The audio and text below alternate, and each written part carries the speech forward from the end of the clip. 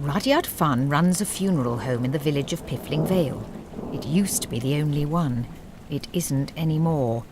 Anything Rudyard can do, Eric can do better, and everyone on Piffling knows it.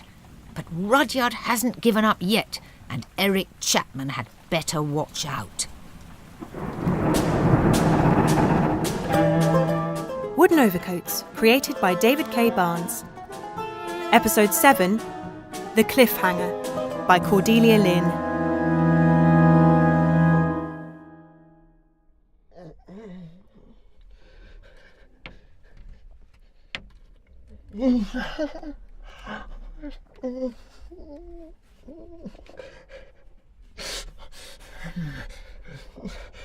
Look here. No!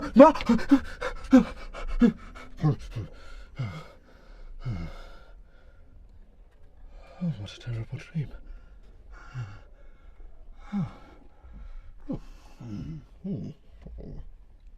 A bit dark in here, isn't it?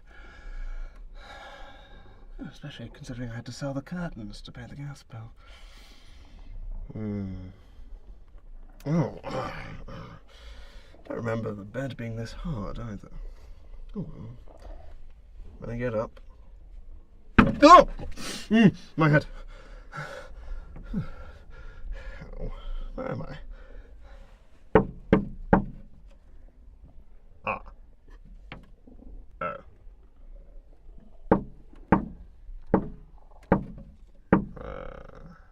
Is this a coffin? It's a coffin, isn't it?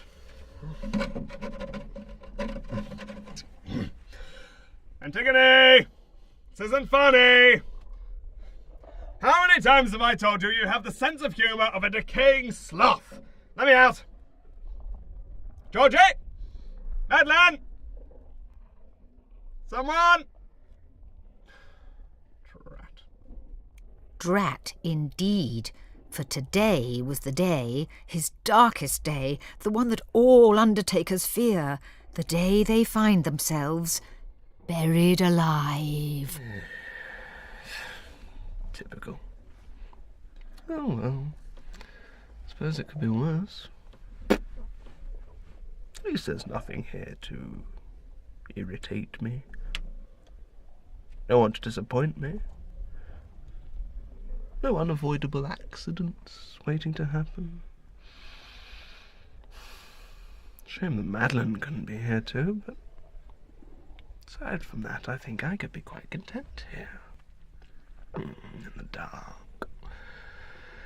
With peace and quiet. Oh no. Morning, Rudyard. How you keeping? Chapman! Hole in one. Enjoying yourself? Go away! Get out! This is my coffin! No, Rudyard. This is our coffin. Help!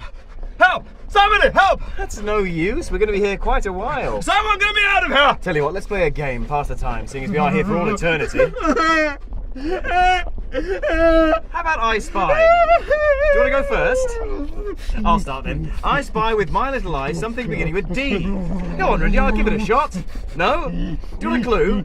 Okay, here we are. The absence of light. No? Okay, we'll call this a warm-up. Darkness! Get it? I spy darkness! Because I'm locked in a coffin underground with no hope of escape. Oh, now, don't fret, Rudyard. Here, I've got something to cheer you up. Gun? Nearly. Flowers! No! Flowers, Rudyard! And lots of them!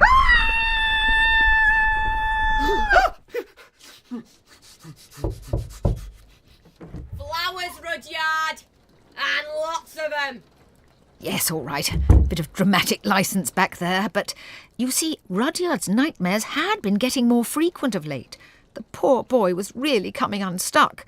And today he woke up to find himself knee-deep in bouquets of flowers. You can only push a man so far. I'll get it. Oh, there.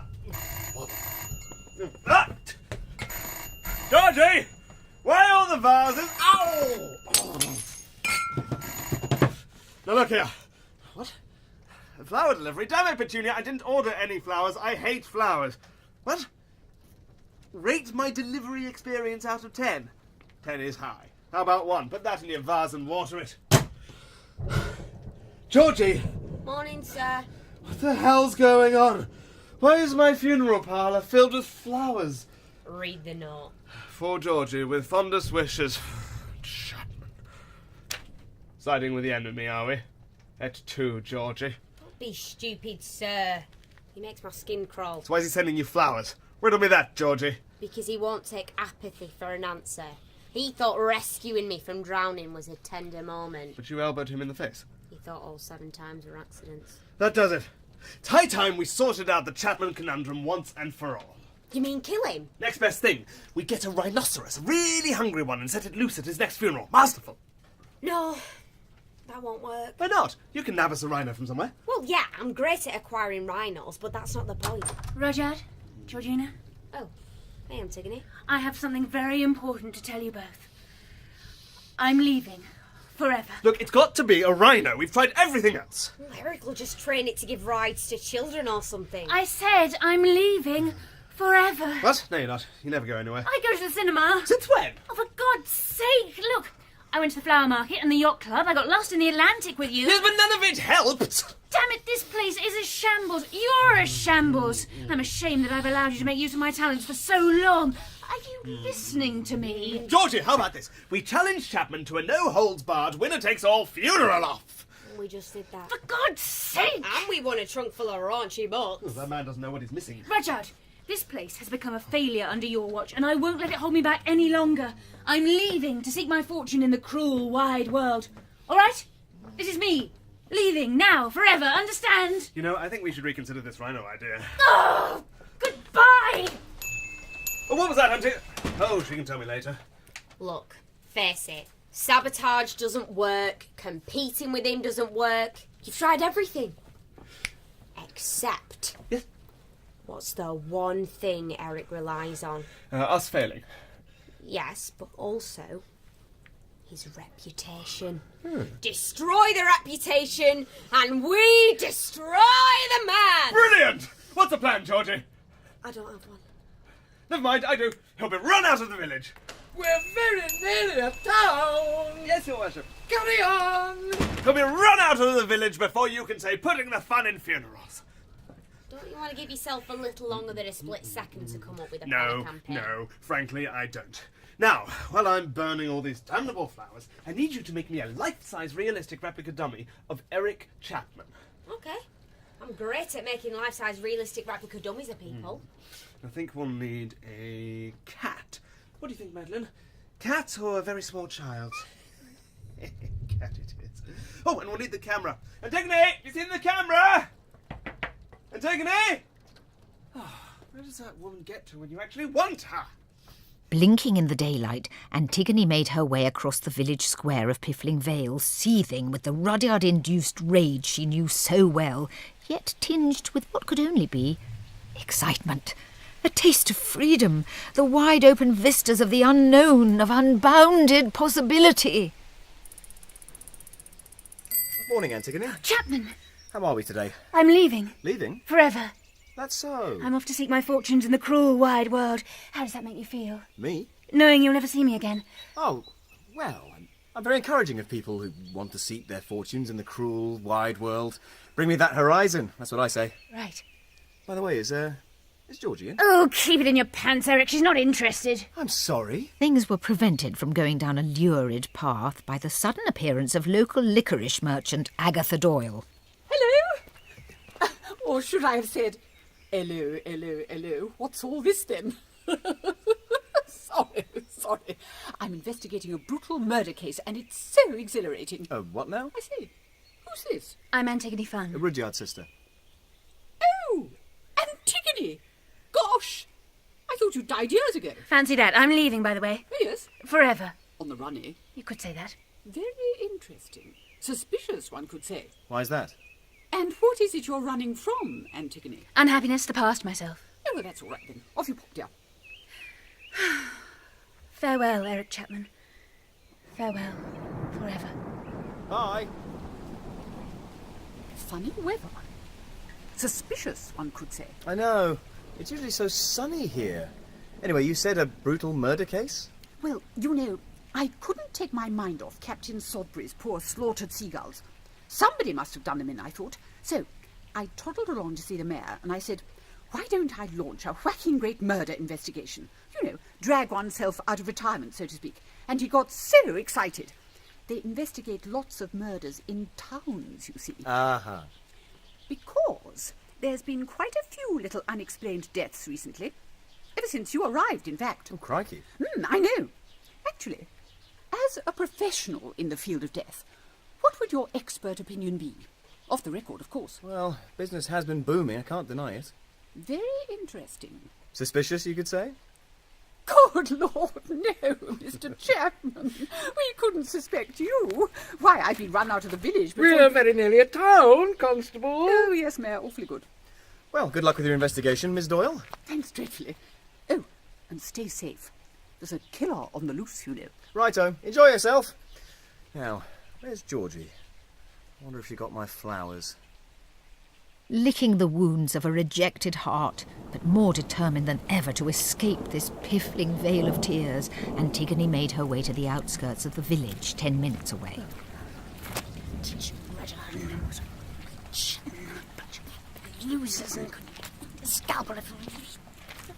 There, she arrived at the local village bus stop, traditional haunt of the local village hoodlums.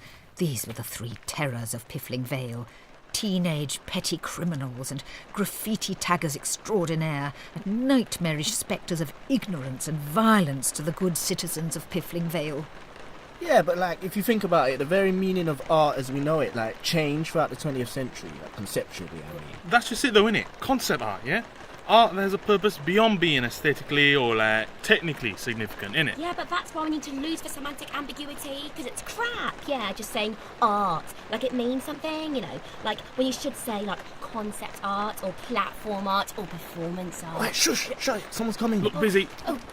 Hello, sorry. Hello. Morning, Miss Antigone. Are you the local village hoodlums? Yeah, that's us. I see. Mind if I join you? Sure, yeah. Wait, move over, you stupid pricks. Miss Antigone wants to sit down. Thank you.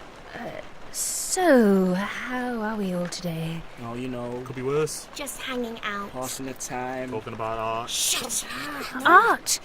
I've never even seen a painting, at least not a real one in a gallery. Yeah, but, I mean, does the gallery context make a work of... Come to think of it, I've never really seen anything, ever. Just corpses.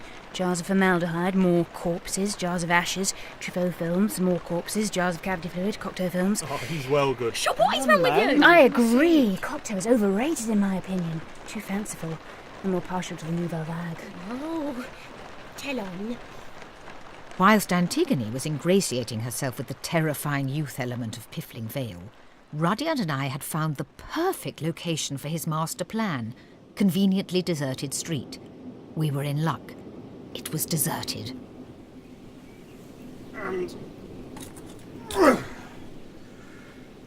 That's the bin in position. Yes, Madeline? You want me to go over the plan again? What for? I didn't know you were writing a book. Am I in it? Good. Well, keep it that way. Now pay attention. We prop up the dummy next to the dustbin. Like so. Then Georgie comes back with the cat. Then we'll tie the cat to the dummy's hand. We'll position the cat over the bin, which is filled with fish. Also, the cat doesn't mind. And then, when everything's in place, I'll snap a picture and bingo! A most convincing photograph of Eric Chapman dropping a cat in a bin. Unendurably damning. We'll spread it far and wide. Send it to Piffling Matters. Stick it up on every street lamp and every street corner. Chapman's reputation will be in absolute tatters. Of course it's foolproof. It's so foolproof, it's actually genius-proof. What do you have to say to that? Someone's coming. That's a non sequitur, Madeline. You're going senile. Is that you, Mr. Fun? The dummy! Afternoon, Mr. Fun. Hello, Miss Doyle. It's Constable now. Oh, God. I mean, on the beat rather than the suite today, are we? Now, don't try and confuse me with amusing wordplay. I'm on duty. What are you doing on Conveniently Deserted Street? What are you doing on Conveniently Deserted Street? Looking for suspicious people. Conveniently deserted streets are fertile stomping grounds for suspicious people. Well, seeing as there's now two of us on conveniently deserted street, it's evidently not deserted, which makes neither of us suspicious after all, does it? Good point. Suspiciously good, one could say. What's that smell? What smell? Why is that bin full of fish? Well, where else would they be? In the sea. Hardly. Haven't you heard of overfishing? The ocean's populations are in crisis. We've fished all the fish, so instead of being in the sea, they're now all in bins. Really? In fact, look, here's your evidence. This bin is full of fish. Golly, you're right. Mr. Fun, between you and me, have you ever considered becoming a detective? Oh, no. Too much talking to people, always having to ask them questions. I hate asking people questions. Never listen to the answers. In fact, My God! What's that? What's what? That foot! That foot sticking out of that bush. What is it? It's art? Art? Art! Yes, art! Those local village hoodlums have been at it again with their street art. It's my licorice all sorts that do it, you know. A bag of those and they go absolutely spare. Well, you know, licorice all sorts, it's their decision. I'll remove the foot at once. No! Why not? Because I'm contemplating it. Contemplating it? The art. Contemplating the art. Oh, yes. What do you think it means? Haven't the foggiest. Oh, well, I'm off on my rounds. Let me know if you work it out, won't you? Oh, yes. Definitely. And stay safe. There's a killer on the loose. Yep. Whatever. What did I tell you, Madeline? Foolproof. Now, help me get dummy Eric back out of this bush. Get it? Dummy Eric, like he's a dummy. As in imbecile. What do you mean, decaying sloth? Meanwhile, in a dark and dodgy alleyway, the other phase of Rudyard's plan was facing difficulties. Hey, kitty, kitty. Hey, kitty, kitty, kitty. Ugh, I hate my job. Hey, kitty. That's right.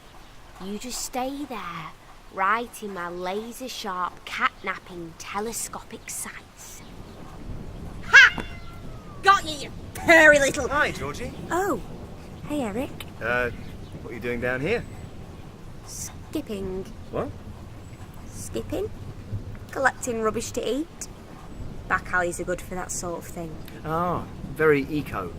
And you skipped a cat. Yeah? It's still alive. Cats are like lobsters. You have to boil them alive. Well, never mind that now, Georgie. There's something I've got to tell you. Can it wait? Kind of in the middle of something. Please, it won't take a second. You can eat him later. Fine. Stay right there. Yes, just like that. Just striking my pose. I need a mantelpiece, really, so if you could just imagine that. Okay, right.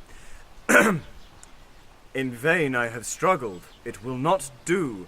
My feelings will not be repressed. You must allow me to tell you how ardently I admire and love you. Eric. I came to this dark and dodgy alleyway only to see you. I have struggled between inclination and my better judgment, my sense of your inferiority, of a degrading match, my rank. What rank? Your family. What family? Details, Miss Bennet, mere details. And yet, despite my endeavours, the strength of my Eric, is that a Kindle? Maybe. Why are you reciting off a Kindle? Read in a magazine that this is every woman's favourite proposal. Not a fan of the marriage plot genre myself. But there are surveys. I am not a statistic. Oh, dash it all, Georgie! Let me throw this Kindle aside. I'll say it in my own words. I love you. The thing is, Eric... Wait, I'm not done with my own words yet. I love thee to the depth and breadth and height my soul can reach. Eric, I'm in a bit of a rush. No, wait, you'll love this bit. Can reach when feeling out of sight for the ends of being and ideal grace. I love thee to the level of every day's most quiet need. Whilst Georgie endured a gruelling proposal, Antigone was finding herself in a confessional mood. And the thing is, I just don't think I've ever really been happy. Not in, a broad existential sense. Right, yeah, of course. Ever since I can remember, even from childhood, I'd see all the happiness around me and have a sense of myself as a separated being, standing alone in the dark, looking at, but unable to reach, the light that others seem to experience as their due. Happiness is an illusion. A sedative for the masses, isn't it? You're better off without it, honest, Miss Antigone. You know, it's only been over the last couple of months I've even started getting about, besides my midnight forays to the cinema. Before that, I hadn't left fun funerals since I was 18. Why's that? Do you really want to know? Pass the time. It was the end of school dance. Oh, yeah. Sure. Rudyard, of course, always believed himself to be above societal niceties and, in fact, society in general, which meant that I had to go into the arena without the support of the only person I might conceivably, potentially, gun-to-the-head sort of situation describe as a friend. Courage, I told myself. Courage, Antigone. I spent the evening preparing. I brushed my hair, I put some shoes on. Surely, I thought, surely someone will finally notice me, admire me for who I really am, beyond my somewhat macabre fascination with embalming action men and the lingering scent of formaldehyde that trails in my wake. Do you know what they called me at school? What? Heidi.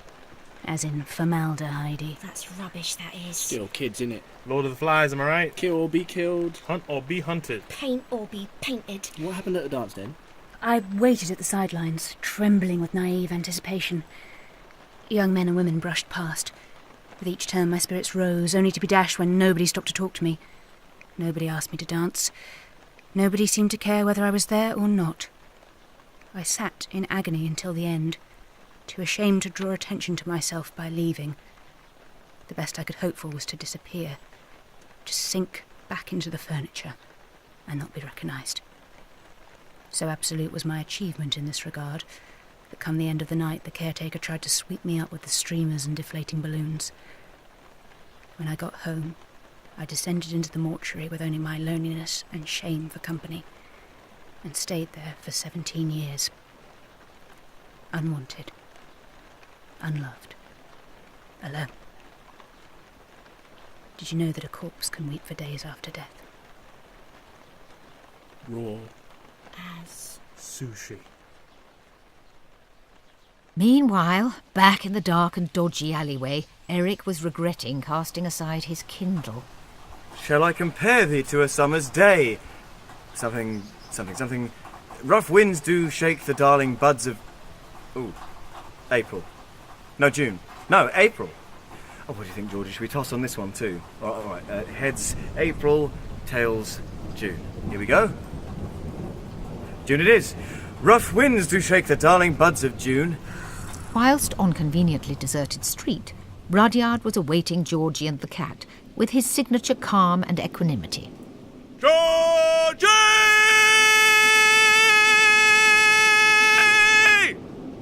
And over at the bus stop, well, yeah, but I'm just saying, can a life without recognition really be said to be purposeless? Yeah, like all the best artists were only admired after they died. Only rubbish ones get attention during their lifetime. Like Picasso. And Banksy. Well, hold on there. Is Banksy really an artist, though? Discuss. No, it's time to move on. My life has been a closed book, and now nothing remains but to head off into the cruel wide world and, well, open it and read it and make notes in the margins and then maybe lend it to someone and be embarrassed about the notes in the margins and then never get it back and learn the lesson of not lending people books. Bring me that horizon.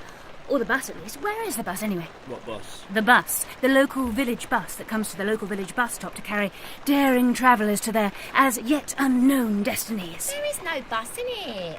What do you mean there is no bus in it?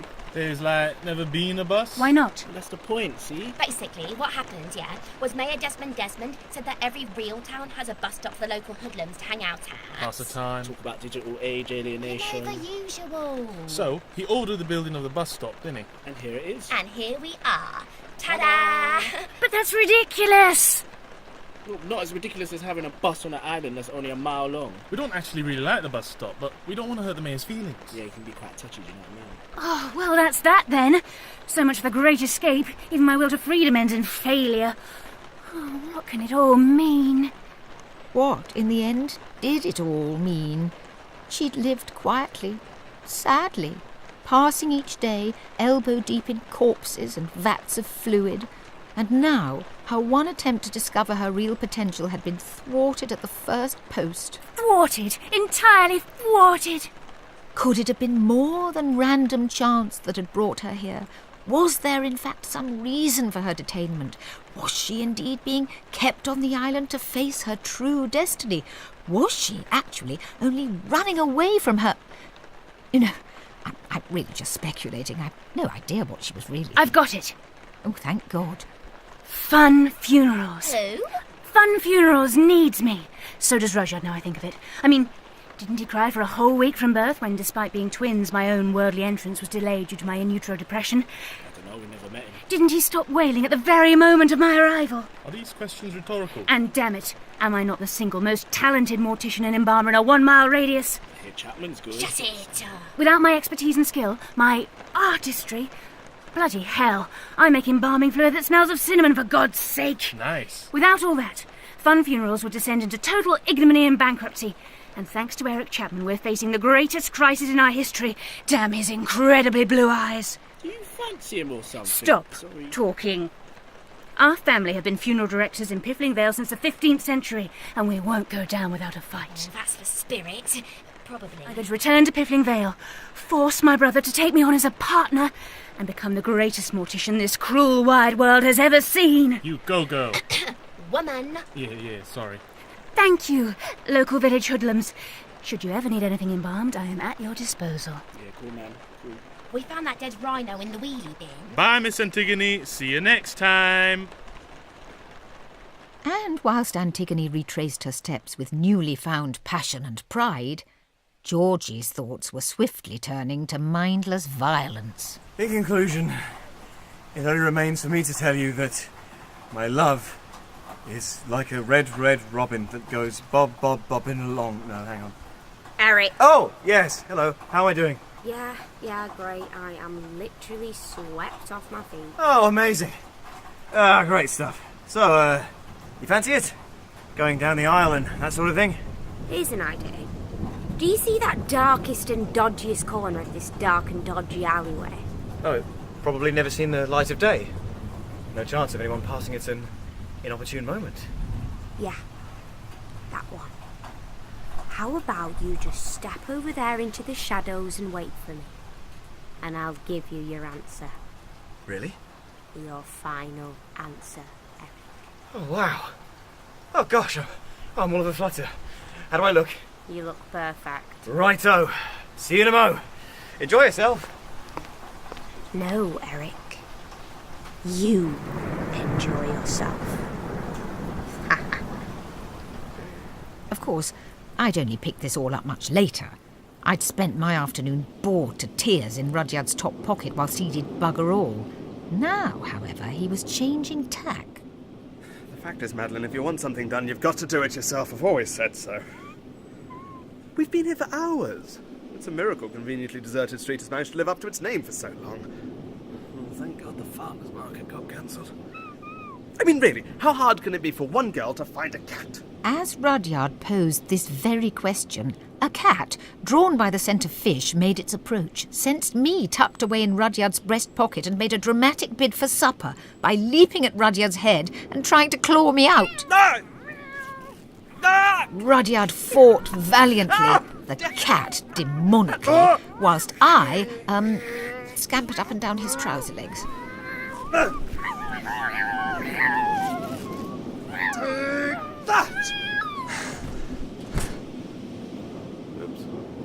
I say, Mr. Fun! Mr. Fun! I understand the art. Oh. Just popped into my head. You see, this is very clever. The bush represents the digital age's tangled oversaturation of... Did you just throw a cat into the rubbish bin? Rudyard did what? He just threw a cat into a bin. Oi, everyone! Rudyard threw a cat into a bin! Shocking!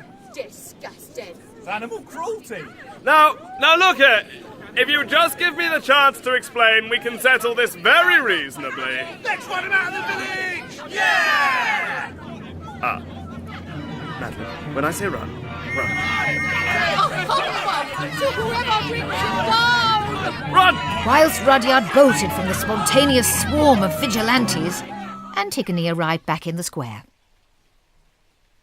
Now listen up, Piffling Vale. I'm back, and I'm going to embalm the hell out of you. Wait, Georgie? Oh, Antigone. kind of impressed you could see me down this dark and dodgy alleyway. My eyes have adapted to darkness over the years. Still getting used to the sun, mind you, but onwards and upwards. Where's Rudyard? Dunno. What are you doing with that cat? Working. Explain. Well, it's a long story, but basically... Rudyard threw a cat in a bin and an angry mob has run him out of Piffling Vale. Oh, hey, Mr. Mayor. He's done what? Our first angry mob since the 15th century, isn't it, Marjorie? That's right, sir. Everyone in the village. We're very nearly a town. My brother's being pursued by a furious mob. They've got flaming torches and everything. Cool. No, not cool, Georgie. Not cool at all. I think they're heading for the Piffling cliffs, sir. We might just be able to catch them up. Oh, yes! Wonderful fun. See you later, ladies. Jesus wept! I'm gone for one afternoon. Can't a man stay out of trouble? No. Stop gabbling, Georgie. We've got to rescue fun funerals from the worst PR disaster in its 600-year history. Now throw that cat away and let's go. Fine. Rudyard was running for his life, hoping to find somewhere to hide both himself and the life-size realistic replica dummy of Eric Chapman. Fortune, however, was not smiling on him, and on the way he tripped over some cans of vivid red paint, tore his way through some brambles, and inexplicably grabbed a discarded hatchet. Oh, I can't leave this lying around, it's not safe. Until, ragged, splattered with red paint and wielding a deadly weapon, he took a brief pause to expend his rage on the dummy Eric Chapman.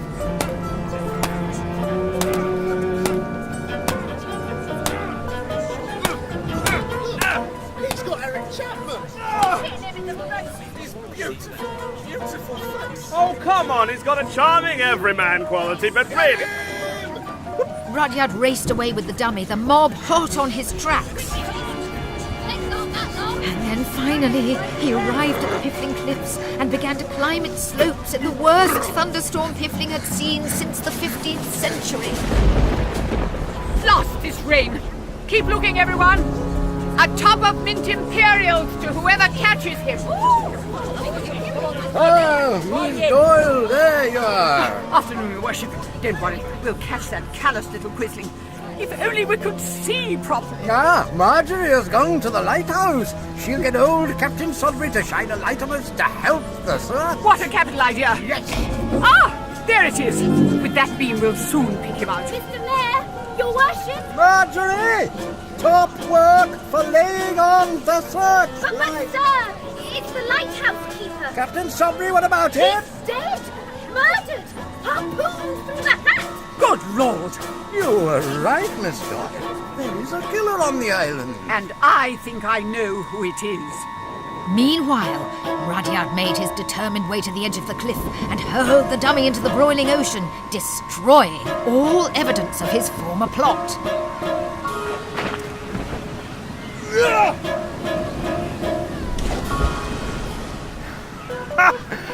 That'll fox him. I think we're in the clear, Madeline. Hey, Rudyard just threw Eric off a cliff. Murdered him. Unbelievable. Oh, thanks. All right, Madeline, don't panic. If we stay very still, they might not see us. Rudyard Fun! Oh, hello. Rudyard Fun! I am arresting you for the murder of your eminently popular rival, Eric Chapman, director of Chapman's Funeral Parlour. He put the fun in funerals. Damn that slogan! And furthermore, I also believe you to be the very serial killer that I've been searching for. And what? Rudyard Fun, you are the monster of Piffling Vale. Anything you say will be taken down and entirely disregarded. Take him away! No, you've got it wrong! Stop that! Ow!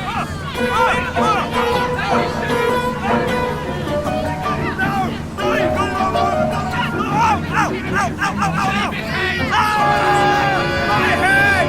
Enemies play more! I'll never have children! And as Rudyard was dragged away by the mob to answer for somebody else's crimes, it was left to the mayor to ponder. Rudyard funny? Who'd have thought it? He always seemed such a well-adjusted fellow, didn't he?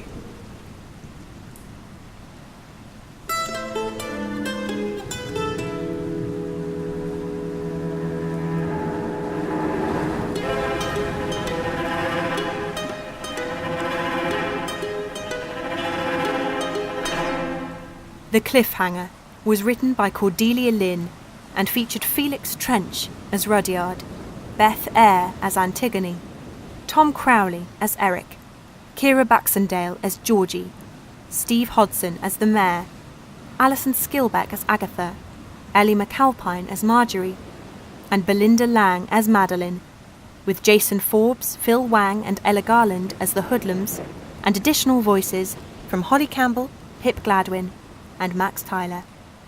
The original music was composed by James Whittle. The script was edited by David K. Barnes, and the programme was recorded at the Art Space Studios by Tom Gilliaran, and directed and produced by Andy Goddard and John Wakefield.